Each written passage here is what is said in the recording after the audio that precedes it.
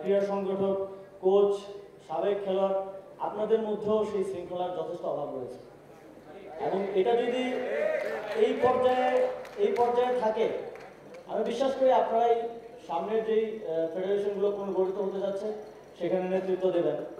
কিন্তু আপনাদের মধ্যে যদি শৃঙ্খলার অভাব থাকে, তাহলে আমি বাংলাদেশের স্পোর্টসের কতটুকু উন্নতি হবে সেটা নিয়ে যথেষ্ট সন্দিহান।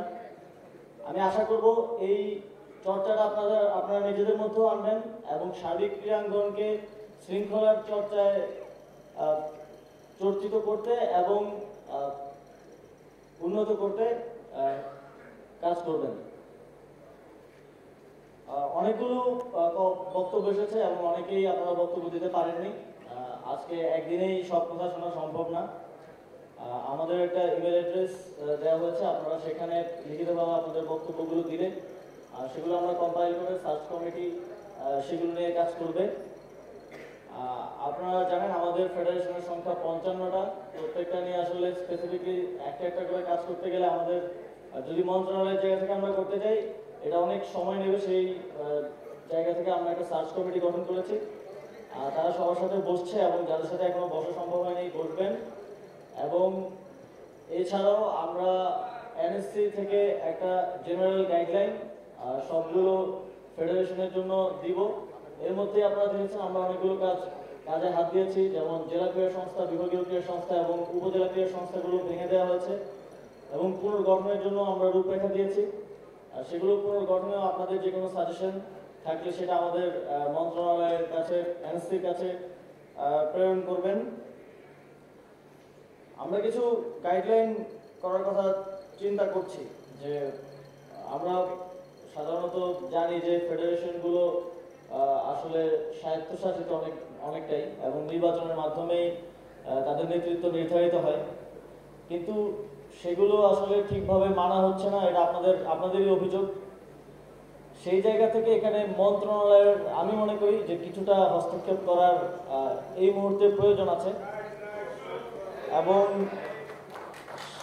সেই জায়গা থেকেই মূলত এনএসসি থেকে একটা জেনারেল গাইডলাইন করার চিন্তা আমরা করেছি এবং কিছু বেসিক নির্দেশনা হয়তো সেখানে থাকবে, যেটা বোঝার জন্য বা করার জন্য আসলে এক্সপার্ট হওয়ার প্রয়োজন নেই। কিছু জিনিস যেমন কিছু ফেডারেশনে আমি শুনেছি যে লিডারশিপ পর্যায়ে একই পরিবারের 4-5 জন এসে বসে আছে, কিংবা কিছু ফেডারেশনে 30 বছর 40 বছর ধরে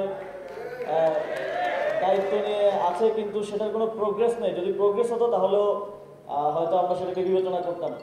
তো এই জেনারেল জায়গাগুলোতে কিছু ইনস্ট্রাকশন আমাদের থাকবে এবং যেহেতু সর্বক্ষেত্রে সংস্কার হচ্ছে, ক্রীড়াক্ষেত্র সংস্কার প্রয়োজন বলে আমি মনে করি এবং তার আমাদের একটা অন্যতম লক্ষ্য আমরা ঠিক করেছি যে ক্রীড়াক্ষেত্রকে বিরাজনীতিকরণ করা। ক্রীড়াক্ষেত্রে এতদিন যেটা হয়েছে, প্রত্যেকটা ফেডারেশন, জেলা ক্রীড়া সংস্থা, উপজেলা ক্রীড়া সংস্থা, আমাদের বিভাগীয় ক্রীড়া সংস্থাগুলো রাজনৈতিক পার্টি অফিসের মতো আসলে অ্যাক্ট করেছে। সেই জায়গাটা থেকে আমরা সরিয়ে আনতে চাই।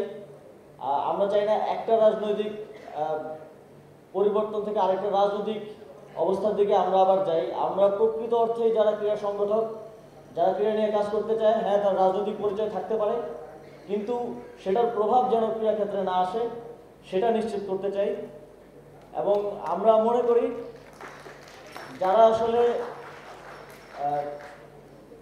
ক্রীড়া সংশ্লিষ্ট এবং সেই ক্রীড়ার প্রতি প্যাশনেট এবং সেই স্পোর্টসকে বিশ্ব দরবারে বাংলাদেশের যে পতাকা তা সমুন্নত করতে আগ্রহী, তাদেরকে দিয়েই ফেডারেশনগুলো পুনর্গঠন করা উচিত। এবং একই সাথে আপনারা জানেন আমাদের রিসোর্স খুবই সীমিত, সেখানেও আমরা কাজ করব। বাজেট বৃদ্ধির জন্য আমরা ইতিমধ্যেই কিভাবে করা যায় সেটা নিয়ে আমরা কাজ করছি, কিন্তু এই সীমিত রিসোর্সের মধ্যেই ক্রীড়াক্ষেত্রে স্পন্সর খুব জরুরি এবং সেই স্পন্সর আসার জন্য ফেডারেশনগুলো এবং সার্বিক ক্রীড়াক্ষেত্রে একটা পরিবেশ তৈরি করতে হয়।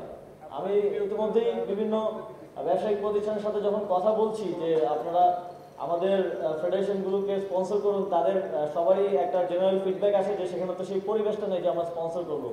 আমি যে টাকাটা দিব আমাদের কষ্টের অর্জিত টাকা, কষ্টের ব্যবসার টাকা, সেই টাকাটা যে ঠিকভাবে খরচ হবে তার কোনো আসলে নিশ্চয়তা নেই।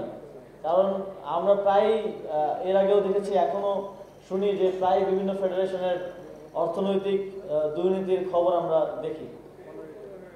তো সেই জায়গা থেকে আমরা আমাদের জেনারেল গাইডলাইনে এটাও রাখবো যে প্রতি বছর প্রত্যেকটা ফেডারেশন তার সে যেই ব্যয় করে, আয় এবং ব্যয়ের যে অডিট, সেই অডিট রিপোর্ট মন্ত্রণালয়ে এনএসসিতে পেশ করবে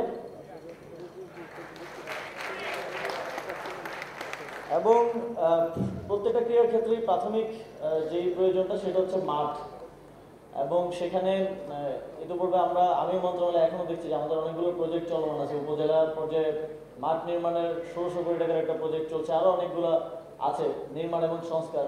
কিন্তু তারপরে ম্যানেজমেন্টের আসলে কোনো ব্যবস্থা এখানে নেই, বা মন্ত্রণালয় থেকেও কাউকে নিযুক্ত করে দেয়া নেই, বা সেখানে কোনো প্রকার ম্যানেজমেন্ট হয় না। মাঠগুলোতে আসলে ওই গরু আর ছাগল চালানো হয় আলটিমেটলি।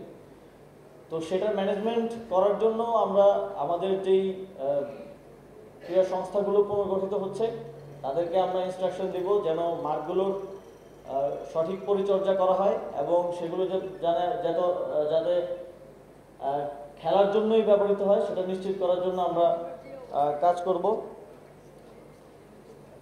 এখানে একটা প্র্যাকটিস আপনারাও বলেছেন যে যারা দায়িত্ব পায় তারা আসলে সেটাকে দায়িত্ব না মনে করে ক্ষমতা হিসেবে আসলে নিয়ে নেয়, এবং সেই ক্ষমতা কিভাবে কুক্ষিগত করা যায় এবং পরের ইলেকশনে কিভাবে জেতা যায় সেজন্য সেভাবেই কনস্টিটিউশন থেকে শুরু করে সবকিছু গোছানো শুরু করে দেয়। এটা যাতে না হয় সেজন্য আমরা একটা প্রস্তাবনার কথা ভাবছি, একটা নিয়মের কথা ভাবছি যে কোনো ফেডারেশনে কেউ 2 বারের অধিক যাতে নেতৃত্বে না আসতে পারে। এটা আমরা একটা জেনারেল গাইডলাইন হিসেবে দিব। যদি কোনো ফেডারেশনে এমনও লোক আছেন যারা আসলে সেই ফেডারেশনকে সহযোগিতা করতে চান, 2 বারের অধিকও থাকতে চান, তারা অন্য কোনো ক্যাপাসিটিতে অথবা অন্য কোনো পদে থেকে, অন্য কোনো দায়িত্বে থেকে সেই ক্রীড়াকে সহযোগিতা করে যাবেন, এটা আমার প্রত্যাশা থাকবে। কিন্তু সার্বিক ক্রীড়ার উন্নয়নে এই নিয়মটা করা উচিত বলে আমি মনে করি, এবং অবশ্যই আপনাদের মতামতের ভিত্তিতেই আমাদের এনএসসির যে গাইডলাইনটা আমরা তৈরি করবো সেটা আমরা করবো। আপনাদের মতামতগুলো আপনারা আমাদের ইমেল অ্যাড্রেসের মাধ্যমে এবং সার্চ কমিটির সাথে আলোচনার সময় তাদের কাছে দেবেন, এবং সার্বিক ক্রীড়ার উন্নয়নে আমরা একসাথে কাজ করে যাব এই প্রত্যাশা রেখে আমার বক্তব্য এখানে শেষ করছি।